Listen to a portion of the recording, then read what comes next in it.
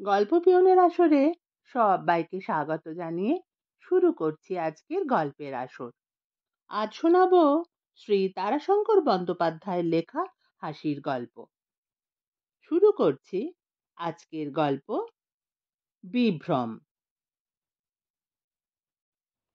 শরীর বন্দ্যোপাধ্যায় তাঁর সম্পাদনায় লিখেছেন যে লেখক তারাশঙ্করের দেহে রূপ লাবণ্যের অভাবের কারণে নানা রকম বিভ্রান্তি ঘটত। বাইরে থেকে লোকজনরা এসে গৃহকর্তার বদলে কাজের লোক বলে ভুল করত। এর জন্যে তার মনে হয়তো ক্ষোভ ছিল, কিন্তু তার চাইতে বেশি কৌতুক বোধ করতেন। সেই সব বিভ্রান্তিমূলক ঘটনাগুলিকে কেন্দ্র করে তারাশঙ্করের রচিত জায়া গল্পের অংশবিশেষ নিয়ে এই রচনা। রূপ স্বতন্ত্র বস্তু, রূপ তাহার কোনো কালে ছিল না। তবে অন্য বস্ত্রে যে দেয় শ্রী, সেই শ্রী তাহার ছিল, কিন্তু সেটুকুও তাহার থাকিল না। অন্য বস্ত্রের অভাবে নয়, কয় মাসের কারাক্লেশ জলৌকার মতো সেইটুকু যেন শোষণ করিয়া লইল। জেলে ক্লেশ কিছু সে পায় নাই, কিন্তু তবুও 4 মাসের মধ্যেই আমাশয় ও চোখের অসুখে কুব্জ শ্রীহীন হইয়া ফিরিল।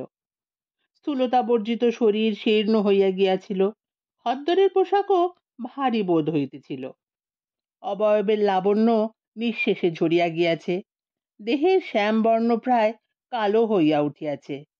তাহা সে লাবণ্য আর ফিরিল না। শ্রী না ফিরুক, দেহ সুস্থ হইল। জেল হইতে ফিরিয়া তাহার নেশা পড়িল লেখায় এবং গাছ পোঁতায়। নিজেই মাটি কোপাইয়া ফুলের বাগান করে। গ্রামের প্রান্তের বড় বাগানটায় বট অশ্বত্থের ডাল ও চারা পোঁতে। ফুলের গাছও পোঁতে, কিন্তু সংখ্যায় কম। রৌদ্রে বৃষ্টিতে তাহার শ্রীহীনতা উত্তরোত্তর বাড়িতেছিল। আন্দোলনের পূর্ব হইতেই জামা জুতা সে ত্যাগ করিয়াছিল। তাহার পরনে থাকে মোটা কাপড় আর কাঁধে চাদর। চাদর আবার সব সময় নয়, কোথাও যাইতে আসিতে হইলে চাদরটা কাঁধে চাপে। অন্য সময়ে খালি গা খালি পায়ে সে মূর্তিমান শ্রীহীনের মতো ঘুরিয়া বেড়ায়। সে জেলে থাকিবার সময় ছোট ভাই সংসার ঘাড়ে লইয়াছিল। সেই সংসার তাহার স্কন্ধে দৈত্যের স্কন্ধের আকাশের মতোই চাপিয়া রহিল। শিবনাথ সে আর ঘাড়ে করিল না, তবে উপদেশ দেয়। সময়ে সময়ে কিছুদিন ধরিয়া কঠোর পরিশ্রমে ত্রুটিগুলি সংশোধন করিয়া দিয়া সংসার রথখানিকে অপেক্ষাকৃত সবল ও দ্রুত গতিশীল করিয়া দেয়। দ্বীপ্রহরে এক গা ঘামিয়া সেদিন শিবনাথ বাড়ি ফিরিল। খালি গা খালি পা, কোমরে গুঁজিয়া কাপড়খানা পর্যন্ত হাঁটুর উপর টানিয়া তোলা, সাড়া না দিয়াই বাড়ি ঢুকিল। শিবনাথের স্ত্রী গৌরী ও ছোট বউ অমলা বারান্দায় থামের আড়ালে বসিয়া পান সাজিতেছিল। গৌরী বলিল, শম্ভু, এদিকে শোনো দেখি। শম্ভু শিবনাথের বাড়ির মাহিন্দার। শিবনাথ শটান খিড়কির বাগানের দিকে চলিয়া গেল। গৌরী উঠিয়া বারান্দায় দাঁড়াইয়া বলিল, শম্ভু কোথায় গেল মনুর মা? রন্ধনশালে ব্যস্ত পাচিকা মনুর মা বলিল, কে জানে বৌদিদি, দেখি নাই তো, কেউ আসে নাই তো। ছোট বউ অমলা মিহি ভাবে বলিল, আসবে না কেন, খিড়কি দিয়ে গেল চোখের সামনে। গৌরী রুষ্ট হইয়া উঠিয়াছিল। চাকর বাকর অবাধ্য হয়েছে দেখেছ, ডাকলে সাড়া পর্যন্ত দেয় না। তা বলবো কাকে বলো, বড়বাবুই চাকর বাকরের মাথা খেলে। এক্ষুনি শম্ভু খিড়কি দিয়ে গেল। খিড়কির রাস্তাঘরে পদশব্দ উঠিল। মনোরমা বলিল, ওই যে বাবু আসছেন। গৌরী বলিল, এই শম্ভু, বেয়াদব চাকর কোথাকার। প্রথমটা না লক্ষ্য করিলেও শিবনাথ খিড়কির বাগানে দাঁড়াইয়া কথাবার্তা শুনিয়া সব বুঝিয়াছিল। সে হাসি মুখেই জোড় হাতে দাঁড়াইয়া বলিল, অধম কি একান্তই শম্ভু পদবাচ্য হল হুজুরাইন। মনুর মা মুখে কাপড় গজিয়া ঘরে ঢুকিয়া পড়িল। ছোট বউয়ের চাপা হাসির খুক খুক শব্দ বেশ শোনা যাইতেছিল। গৌরী নিজেও না হাসিয়া পারিল না, বলিল, মা গো মা, কি অপ্রস্তুত করতে পারো তুমি মানুষকে। না বাপু, ছি, ও কি। শিবনাথ হাসিয়া বলিলেন, আমার কথাটার উত্তর দাও, আমি কি শম্ভুর ক্লাসে পড়লাম তাহলে? গৌরী স্বামীকে বেশ করিয়া দেখিয়া বলিল, কিন্তু এ কি চেহারা হয়েছে বলো দেখি, সর্বাঙ্গে ধুলো, শরীরের এই অবস্থা, ছি ছি ছি ছি। বসো দেখি, একটু বাতাস করি। ভোলা দাসী, জল দে তো এক বালতি। ছোট বউ, আমার সাবান আর তোমার ভাসুরের গামছাটা রেখে দাও তো। ভোলা দাসী বাড়ির ঝি। খেয়ালের সুর চাপা পড়িয়া ধ্রুপদ ধামার আরম্ভ হয় দেখিয়া শিবনাথ ত্রস্ত হইয়া উঠিল। তাড়াতাড়ি সে বলিল, ধীরে মহাশয়া, ধীরে। ধ্রুপদ ধামার আরম্ভ করতে হয় ধীর ভাবে, সুস্থ চিত্তে। একটু অপেক্ষা করো, এই গাছ কটা পুঁতে আসি। গৌরী বলিল, হাত মুখ ধো, জল খাও, তারপর। সে স্বামীর হাত হইতে গাছের চারা কয়টা টানিয়া লইল। আর উপায় ছিল না, শিবনাথকে বাধ্য হইয়া আত্মসমর্পণ করিতে হইল। অতঃপর কিন্তু শিবনাথের মন্দ লাগিল না। তক্ত দেহে শীতল বাড়ি সিঞ্চন, তাহার সঙ্গে পাখার মৃদু বাতাস, সকলের ওপর মিছরির শরবত। মন্দ কেন, খুব ভালোই লাগিল। সে চোখ মুদিয়া পরম আরামে বলিল, আহ। গৌরী বলিল, দেখো, কিছুদিন কোথাও গিয়ে শরীর ছেড়ে এসো তুমি, আর জামা জুতো পরো। আমার কথাই তোমার পছন্দ হয় না, কিন্তু মা থাকলে তিনিও ঠিক এই কথাই বলতেন। শিবনাথ বলিল, তনয় যদ্যপি হয় অসিত বরণ, প্রসূতির কাছে সেই কোষিত কাঞ্চন। শিবনাথ স্ত্রীর অনুরোধ রাখিল না। তাহার সেই এক উত্তর, কি হবে, সেই গ্রাম প্রান্তের বাগানে ঘুরিয়া বেড়ায়, কত ধারার চিন্তা করে, লেখে, মস্তিষ্ক ক্লান্ত হইলে গাছ পোঁতে। গৌরী অবশেষে দেবর দেবনাথকে দলে টানিয়া শিবনাথকে পরাজিত করিবার চেষ্টা আরম্ভ করিল। এবার ফল কিছু ফলিল। স্থির হইল, যখন কয়েক মাস আর এমন করিয়া শিবনাথের ঘুরিয়া বেড়ানো হইবে না, বাড়িতে বসিয়া সেরেস্তার কাজকর্ম দেখিয়া দিতে হইবে। শিবনাথকে স্বীকার করিতে হইল, কর্তব্যে সে অবহেলা করে না। গৌরী বলিল, তোমরা আমার কথাটা রাখলে না। শিবনাথ বলিল, তোমার কথাই তো রাখলাম। না, ভাইয়ের কথা রাখলে কেন, সে কথাও আমি জানি। কেন শুনি? বই ছাপাতে টাকা চেয়েছিলে তুমি, আমি দিইনি, তাই। শিবনাথ বলিল, ও তোমার ভুল ধারণা গৌরী, বলিয়া সে বাহিরে চলিয়া আসিল। কিন্তু কথাটা সে চিন্তা না করিয়া পারিল না। বৈঠকখানাটা জনশূন্য। চাকরটা বাজারে গিয়াছে। চাপরাশিটা এই মাত্র গেল দেবনাথের সঙ্গে মাঠে। নায়েব স্থানীয় ব্যক্তি, কি কারণে সে আজ আসিতে পারে নাই। শিবনাথ একা বসিয়া ওই কথাটাই ভাবিতেছিল। গৌরী কিছু মাতৃধন পাইয়াছে, 1009 টাকা। টাকাটা কত ক্যাশ সার্টিফিকেটে আবদ্ধ আছে, কত গৌরীর পিতৃকুলের এক ব্যবসায় ধার দেওয়া আছে, সুদটা তাহার মাসে মাসে পাওয়া যায়। কিছু টাকা শিবনাথ একবার চাহিয়াছিল, কিন্তু গৌরী দেয় নাই। শিবনাথ ভাবিতেছিল, গৌরীর কথাটা কি সত্য? চিন্তাটা সুখপ্রদ মনে হইতেছিল না। মনে মনে যেন অপরাধ আংশিকভাবে স্বীকার হইতেছিল। শিবনাথ উঠিয়া সেরেস্তার খাতাপত্রগুলা লইয়া বসিল। কাহার জুতার শব্দে মুখ তুলিয়া শিবনাথ দেখিল, এক সৌম্য দর্শন প্রৌঢ় আসিতেছে। ভদ্রলোক আসিয়া নমস্কার করিয়া বলিলেন, নমস্কার। শিবনাথও প্রতি নমস্কার করিয়া বলিল, বসুন। বসিয়াই ভদ্রলোক বলিলেন, নতুন বহাল হয়েছেন বুঝি আপনি?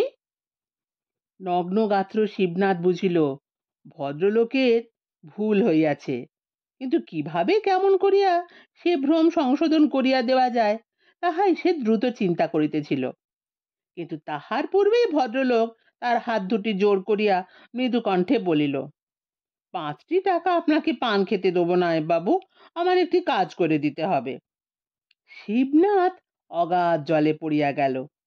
দুই কুল বজায়ের উপায় না পাইয়া সে নায়েব সাজিয়াই বসিল। বলিল, কি কাজ বলুন? ভদ্রলোক বলিল, বাবুদের দরবার থেকে 5 টাকা করে বার্ষিক বৃত্তি ছিল আমাদের। গত বছর থেকে সেটা বন্ধ করে দিয়েছেন বড়বাবু। তা সেইটি আপনাকে উদ্ধার করে দিতে হবে। শিবনাথ প্রশ্ন করিল, বৃত্তি বন্ধ হলো কেন? বড়বাবু তো... বিরক্তি ভরে ভদ্রলোক বলিয়া বসিল, আর মশাই, নতুন লোক আপনি, ক্রমে বুঝতে পারবেন। সে এক আচ্ছা লোক। এখন ব্যাপারটা শুনুন। বাবুদের মহাল 219 নম্বর তৌজি পাবনায় আমার শ্বশুর বাড়ি। বৃত্তি আমার শ্বশুরদের পৈতৃক। আমি সব সম্পত্তি পেয়েছি। শ্বশুরের ছেলে পিলে নাই। শ্বশুরের পৈতৃক দুর্গাপূজা ছিল। বিজয়ার পর যাত্রার দিন আমার শ্বশুর প্রতিমার গলার পৈতে নিয়ে আসতেন। বাবুরা 5 টাকা দিতেন। এখন এবার আসতেই ছোটবাবু বললেন, বৃত্তি আপনি পাবেন না। কেন মশাই? জিজ্ঞাসা করলাম। শুনলাম শ্বশুরের দুর্গাপুজো তো আমি আর করি না, সেই জন্য বড়বাবুর হুকুম। শিবনাথের ব্যাপারটা মনে পড়িয়া গেল। সে বলিল, পুজোটা বন্ধ না করলেই তো হতো। হাসিয়া ভদ্রলোক বলিল, বেশ মশাই আপনি, খরচ কত! তাছাড়া স্কুল মাস্টারি করি, ছুটি হয় সেই পঞ্চমীর দিন। কখনই বা কি করি? বিশ্বনাথ ভাবিয়া চিন্তিয়া বলিল, তা আমি বলবো বাবুকে। ভদ্রলোক বলিল, হ্যাঁ, ছোট বাবুকে নয়, বড় বাবুকে বলবেন। আচ্ছা ঘোরের লোক মশাই। ছোট ভাইকে শিখণ্ডীর মতো সামনে রেখে আড়াল থেকে, হুঁ, বেশ। আরে মশাই, 5 দিন এসে দেখাই পেলাম না। কোথায়? না বাড়ি নাই, মাঠে নয়, বাগানে। তারপর সহসা মুখটা খুব কাছে আনিয়া বলিল, এত বাগানে কেন মশাই? বলি, মালটাল? হ্যাঁ, এদিকে তো স্বদেশীতে জেল টেল খেটে এলেন। শিবনাথের এরপর হাস্য সংবরণ করা কঠিন হইয়া উঠিতেছিল। সে কোন রূপে বলিল, কই, সেরকম তো শুনি টুনি নাই।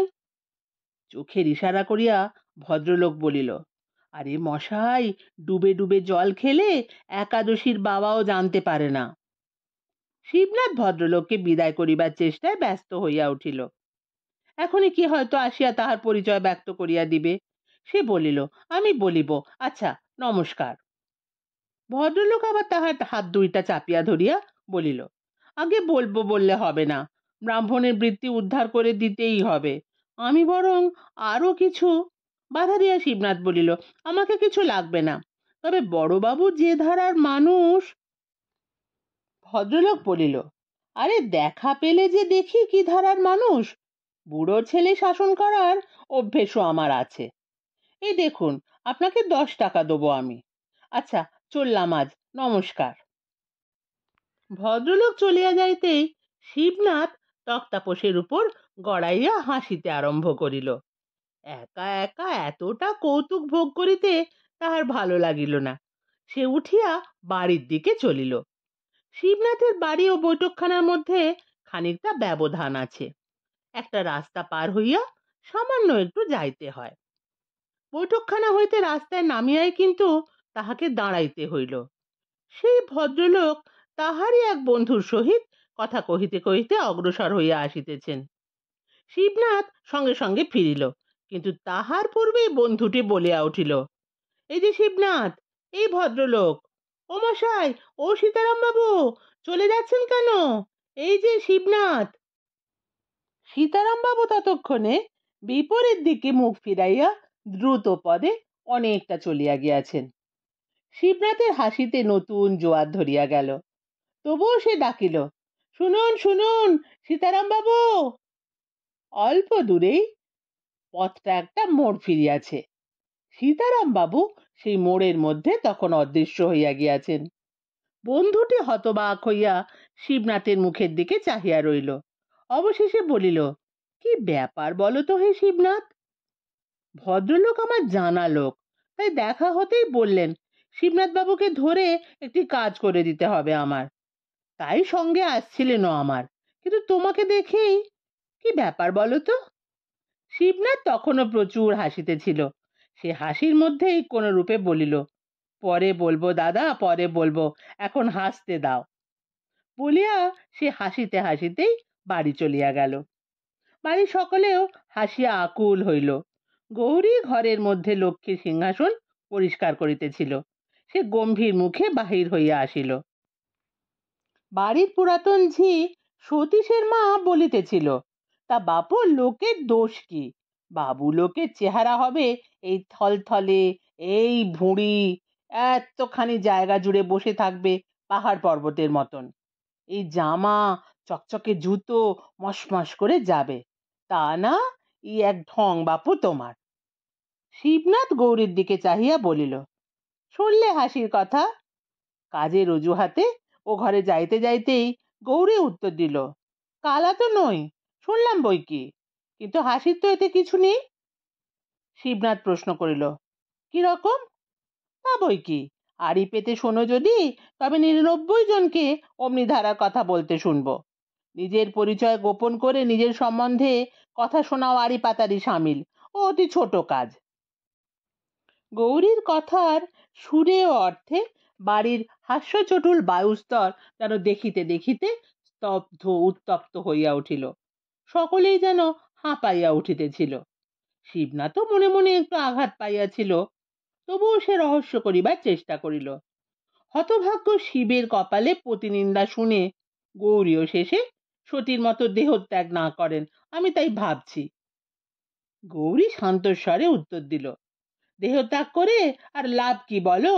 গৌরী দেহত্যাগ করলে মহাদেব আবার বিবাহ করবেন, মাঝখান থেকে গৌরী কার্তিক গণেশই ভেসে যাবে। কথাগুলির গঠনের ভঙ্গিতে রহস্য বলিয়াও ধরা যায়, কিন্তু অতি কুৎসিত ব্যক্তির রোদন বিকৃত মুখ দেখিয়া যেমন হাসা যায় না, তেমনি এই কথাগুলি শুনিয়াও কেহ হাসিতে পারিল না। শিবনাথও নীরব হইয়া রহিল। ইহার পর 2 বৎসর চলিয়া গিয়াছে। শিবনাথ তখন খ্যাতি সম্পন্ন লোক। 2-4খানা কাগজের লেখার তাগিদে পত্রের জবাব তাহাকে নিত্য দিতে হয়। পরিশ্রমও সে করে অগাধ, কিন্তু গাছের নেশা, উদ্দেশ্যহীনভাবে মাঠে মাঠে ঘোরার নেশা, বেশভূষায় উদাসীনতা এখনো তাহার তেমনিই আছে। সেবার বর্ষার সময় খেয়াল হইল ঘর মেরামতের। রাজমিস্ত্রি লাগাইয়া নয়, রাজমিস্ত্রির যন্ত্রপাতি কিনিয়া সে নিজেই কাজ আরম্ভ করিল। বাগানের ভিতর দিয়া বৈঠকখানায় প্রবেশের পথ ছিল না। সেখানে সে পাঁচিল ভাঙিয়া এক নতুন ফটক ও এক প্রস্থ সিঁড়ির আয়োজন অনুভব করিল। আর তৈরি করিতে হইবে বাগানের মধ্যে একটা পাকা বেদি। ছোট ভাই বলিল, তোমার অদ্ভুত খেয়াল দাদা, বেশ তো, রাজমিস্ত্রি লাগানো হোক। শিবনাথ নিজের হাতেই বনিয়াদ খুঁড়িতেছিল। সে বলিল, হুম, দেবনাথ জানে এ লোকের সঙ্গে বাক্য ব্যয় করা বৃথা। সে দাদাকে কিছু না বলিয়া বাড়িতে গিয়া গৌরীকে ধরিল। পারো তো তুমি পারবে বৌদি, তুমিই বলো। গৌরী বলিল, পাগল তুমি দেবু, মহাপুরুষ যারা হয় তাদের ওই ধারা, কারো কথা তাদের রাখতে নেই। আমি পারবো না ভাই, আমাকে বলো না। দেবু বলিল, প্রজা সজ্জন আসে যায়, তারা দেখলে কি বলে বলো তো? মাথার উপরে এই কড়া রোদ, কখনো বৃষ্টি। গৌরী বলিল, তারা হীন ব্যক্তি, তাদের বলা কওয়ায় কি আসে যায়? আর রোদ বৃষ্টি প্রকৃতির দান, ওতে কি শরীরের অনিষ্ট হয়? তাছাড়া খালি গায়ে খালি মাথায় রোদ বৃষ্টিতে মহাপুরুষদের কষ্টও হয় না। দেবু চুপ করিয়া রহিল। গৌরী জল খাবার সাজাইয়া একখানা রেখাবি দেবুর হাতে দিয়া বলিল, খাইয়ে এসো দেখি। চাকর বাকরের হাতে দেওয়া তো মিথ্যে, পড়েই থাকবে। 15 দিনেও সিঁড়িটা শেষ হইল না। সেদিন সকালে শিবনাথ মাথায় এক মাথালি দিয়া সিঁড়ির উপর সিমেন্ট চালাইতেছিল। 15 দিনে এই রৌদ্রে তাম্রাভ রং তাহার কালো ছোপ ধরিয়াছে। পিঠখানার রং গাঢ় কালো হইয়া উঠিয়াছে। পিয়ন আসিয়া প্রশ্ন করিল, এই বাবু আছেন রে? শিবনাথ মুখ তুলিয়া চাহিতেই সে লজ্জায় জিভ কাটিয়া বলিল, আগে চিনতে পারি নাই আপনাকে। একটা রেজিস্ট্রি আছে, খারিজ ফিজের নোটিশ। চিঠি কয়খানা হাতে লইয়া সে হাসিয়া বলিল, রেজিস্ট্রি ছোটবাবুকে দাওগে যাও। চিঠিগুলোর কয়খানা কাগজের পত্র, একখানা তাহার মামার, অপরখানা দিয়েছেন তাহার ভগ্নিপতি। ভাগ্নির বিবাহ আগামী সপ্তাহে, তিনি তাহাকে যাইতে লিখিয়াছেন। দিদিও পত্র দিয়াছেন। এবার দেবুকে পাঠাইলে চলিবে না, তাহাকেই আসিতে হইবে, অন্যথায় তিনিও কখনো আর শিবুর বাড়ি আসিবেন না। শিবু এ নিমন্ত্রণ উপেক্ষা করিতে পারিল না। ভগ্নিপতির দেশ বর্ধমান জেলার এক পল্লী গ্রামে। রেল স্টেশন হইতে মাইল 5 দূরে যাইতে হয়। কাঁচা রাস্তা বর্ষার জলে কাদায় অব্যবহার্য হইয়া উঠিয়াছে। পৌঁছিবা মাত্র ভগ্নিপতি সম্বর্ধনা করিলেন, এসো এসো ভাই এসো। কিন্তু একই চেহারা হয়েছে তোমার শিবু, খালি পা, খালি গা, একই। শিবু হাসিয়া বলিল, চেহারা চাষার আবার কবে সজ্জনের মতো হয় জামাই বাবু, এই তো চাষির পোশাক। ভগ্নিপতি উপস্থিত ভদ্রলোক কয়টির দিকে লক্ষ্য করিয়া বলিলেন, ডাক্তারবাবু, ইনি আপনাদের প্রিয় লেখক শিবনাথ। আমার তালব্যস্বরে আকার লয়ে আকার, কেমন হে? আর উনি?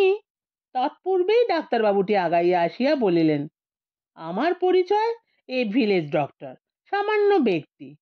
ভারী সুখী হলাম, ভারী ভালো লাগে আপনার লেখা। আমাদের ক্লাবের লাইব্রেরিতে কিন্তু একদিন যেতে হবে আপনাকে। ভগ্নিপতি বলিলেন, হবে ডাক্তার হবে, এখন 15 দিন ছাড়বো মনে করেছো? তবে চোয়ারের গলায় ফুলের মালা দিয়ে কি করবে? চলো হে, বাড়ির ভেতরে চলো। দিদি তোমার 10 বার খোঁজ করেছে এর মধ্যেই। শিবু এলো? শিবু বলিল, যে রাস্তা আপনাদের! বাড়ির মধ্যে দিদি তাহাকে দেখিয়া কাঁদিয়া বলিলেন, এ কি দশা হয়েছে তোর শিবু? হ্যাঁ, সেই শিবু তুই? বলে না দিলে তো তোকে আমি চিনতেই পারতাম না। বউ লেখে শরীর খারাপ হয়েছে তোর, কিন্তু এত খারাপ? বস বস, আমি বাতাস করি। আর একই পোশাক পরিচ্ছদের শ্রী রে তোর। শিবনাথ হাসিতে হাসিতে বলিল, এক কাপ চা দাও দেখি আগে। দিদি ডাকিয়া বলিলেন, ভাই বিনি, চায়ের জল চড়িয়ে দাও তো। আর ওরে নবীন, হাত মুখ ধোবার জল দে। ওদিকের বারান্দায় মেয়েরা দাঁড়াইয়াছিল। সম্মুখে কতগুলি ঝিউড়ি মেয়ে, তাদের পিছনে কতগুলি বধূ। দিদি বলিলেন, মেয়েরা সব দেখতে এসেছে তোকে। আমাদের এখানে লাইব্রেরিতে তোর বই সব আছে কিনা, আর সব কাগজই তো আসে। শিবু হাসিয়া বলিল, তাছাড়া তোমার মতো সজীব বিজ্ঞাপন যখন রয়েছে, তখন এখানে শিবুর খ্যাতির অভাব কি? দিদি বলিল, না রে না, আমি মিথ্যে বড়াই করে বেড়াই না, কিন্তু ও চেহারায় তোকে দেখবে কে বল দেখিনি। দিদির ননদ বিনি বা বিনোদিনী হাসিতে হাসিতে আসিয়া এক কাপ চা হাতে দিয়া বলিল, দুধ বেশি হয়ে গেছে, গরমও নেই, শিগগির খেয়ে নিন। দিদি বলিল, খাস নে শিবু, খাস নে, মার মার, চা নয়। তাহার পূর্বেই শিবু চুমুক দিয়াছিল, সেটুকু ফেলিয়া দিয়া শিবু বলিল, মার খুব পুষ্টিকর জিনিস, 100% ভিটামিন, আর আমার মতো চাষার পক্ষে উপযুক্ত বস্তু। সকলে হাসিয়া উঠিল। শিবনাথের উপর পড়িল বরযাত্রী সম্বর্ধনার ভার। ভগ্নিপতি গোপালবাবু বলিল, দেখো ভাই, শহুরে জীব সব, তার উপরে আসছেন বরযাত্রী। বিজয়ী প্রুশিয়ান সৈন্যের মতো বিক্রমে আসবেন। প্রথম মহড়া তোমাকেই নিতে হবে। মাথায় একখানা তোয়ালে জড়াইয়া শিবু যাইবার জন্য সাজিল। বলিল, কোনো চিন্তা নাই আপনার। খান 10 গো গাড়ি ও খান 2 পালকি লইয়া শিবু স্টেশন হইতে বরযাত্রী আনিবার জন্য যাত্রা করিল। রাস্তায় স্থানে স্থানে 1 হাঁটু করিয়া কাদা জমিয়াছে। শিবু যখন স্টেশনে পৌঁছিল, তখন ট্রেনের বিলম্ব ছিল। একজন খাবারওয়ালাকে ধরিয়া সে চায়ের বন্দোবস্ত করিয়া রাখিল। বরযাত্রীর দল স্টেশন হইতে বাহির হইয়াই থমকিয়া দাঁড়াইল। কাদা, এ কি দেশ বাবা, এ কথা তো ছিল না। শিবু জোর হাত করিয়া বলিল, এই আমাদের দেশ, তবে কষ্ট বিশেষ করতে হবে না, যেটুকু কষ্ট ওই দোকান পর্যন্ত, ওখানে চা খেয়ে গাড়িতে উঠবেন, বাড়ির দৌড়ে নামবেন। একজন বলিল, বলিহারি ইয়ার, জুতোর কাদা ঘুচোবে কে? বরকর্তা আগাইয়া আসিয়া বলিলেন, করবে কি আর, উপায় কি? এক কাজ করো, জুতো খুলে ফেলো সব। তরুণ দলের মধ্যে গুঞ্জন উঠিল, জুতো হাতে করে বরযাত্রী যাওয়া, এ তো নতুন। বরকর্তা বলিলেন, তোমরা জুতো হাতে করবে কেন? ওই যে চাকর না সরকার, ওকেই দাও সব। এই, জুতোগুলো সব নাও হে তুমি, একখানা বস্তা আনো বরং। শিবু অদূরবর্তী একজন গাড়োয়ানকে ডাকিল, ওরে ওরে। একজন বরযাত্রী তাহার মাথায় সজোরে এক চড় বসাইয়া দিয়া বলিল, ওকে বলা হলো তো, উনি আবার বললেন ওকে। নে বেটা, তুই নে না, তোকেই নিতে হবে। ভাবি বৈবাহিক তখন ক্রুদ্ধ মাজ্জারের মতো গোঁফ ফুলাইয়া বলিতেছেন, লোক নাই, কি ব্যাপার সব? পাড়া গাঁয়ের ভদ্রলোক মিন্স হাফ চাষা। শিবু হাসি মুখেই বস্তা ঘাড়ে লইয়া জুতা সংগ্রহ করিতেছিল। সে বেয়াইকে বলিল, আপনার জুতো জোড়াটা? দোকানে আসিয়া আর এক হাঙ্গামা, ভাঁড়ে কি চা খায় ভদ্রলোকে? শিবু বলিল, আগে কাপের চেয়ে ভাঁড় ভালো, কাপে কতজনে খায়। একজন বলিয়া উঠিল, আচ্ছা ইম্পার্টিনেন্ট চাকর তো, দে তোরে ব্যাটার কান মলে। শিবুর সঙ্গে চাপরাশি ছিল জন কয়েক, তাহারা রুষ্ট হইয়া উঠিয়াছিল, কিন্তু ইশারা করিয়া শিবনাথ তাহাদিগকে নীরব থাকিতে আদেশ করিল।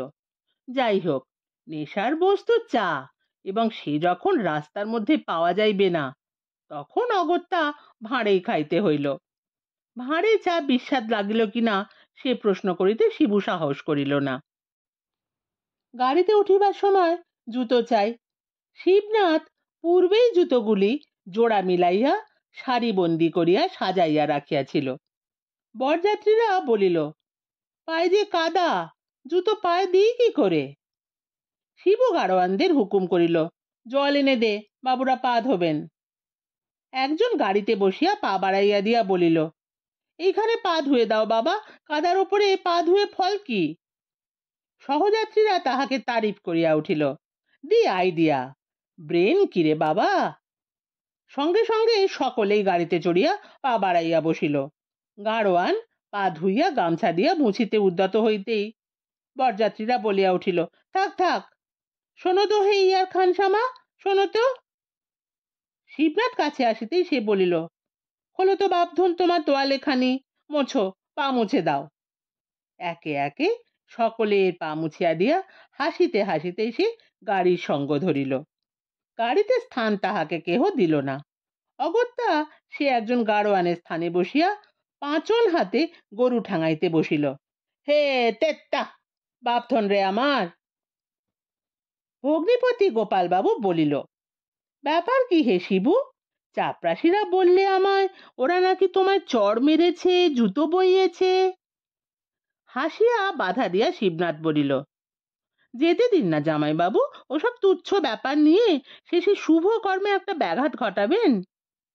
সজল চক্ষে গোপালবাবু শুধু বলিল, ভাই শিবু। শিবনাথ তাড়া দিয়া বলিল, যান, কাজে যান, কোথায় কি হয়ে যাবে শেষে আপনাকে হয়তো কান্নাক মলিয়ে ছাড়বে। গোপালবাবু এবার অল্প একটু হাসিয়া বলিল, তোমাকেই ডাকতে এসেছি, আলাপ করবেন বেয়াই মশাই। উনি আবার সাহিত্য রসিক লোক কি না? শিবু বলল, না না, সে হয় না জামাইবাবু, ভারী অপ্রস্তুত হবেন ওরা।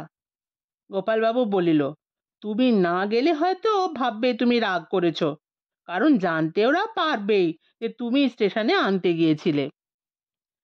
শিবুকে দেখা দিতে হইল। গোপালবাবু শিবুকে সঙ্গে লইয়া আসরে আসিয়া পরিচয় দিতেই গমগমে গরম আসরখানায় কে যেন জল ঢালিয়া দিল। বরযাত্রী সকলের মুখ কালো হইয়া গেল। বরকর্তা উঠিয়া আসিয়া জোর হাতে সম্মুখে দাঁড়াইলেন। শিবু বলিয়া উঠিল, ডিটেকটিভ নভেল লিখব বেই মশাই, তাই ছদ্মবেশ প্র্যাকটিস করছি। তুচ্ছ রসিকতা, কিন্তু ইহাতেই সকলে প্রাণ খুলিয়া হাসিয়া হাঁপ ছাড়িয়া বাঁচিল। ইহার পর কিন্তু দুরন্ত বরযাত্রীর দল সুবোধ বালক হইয়া গেল, যাহা পাইল তাহাই খাইল। যাহা অনুরোধ করা হইল তাহাই রাখিল। বাড়িতে আসিয়া একথা শিবনাথ প্রকাশ করিল না, গৌরীর উষ্মা আশঙ্কা করিয়া। শুনছিলেন শ্রী তারাশঙ্কর বন্দ্যোপাধ্যায়ের লেখা হাসির গল্প বিভ্রম। গল্পটি তাঁর রচিত জায়া গল্পের অংশবিশেষ নিয়ে রচিত। কেমন লাগলো কমেন্ট করে জানাবেন। ভালো লাগলে সাবস্ক্রাইব করতে ভুলবেন না। ফিরে আসছি আবার কোনো নতুন গল্প নিয়ে।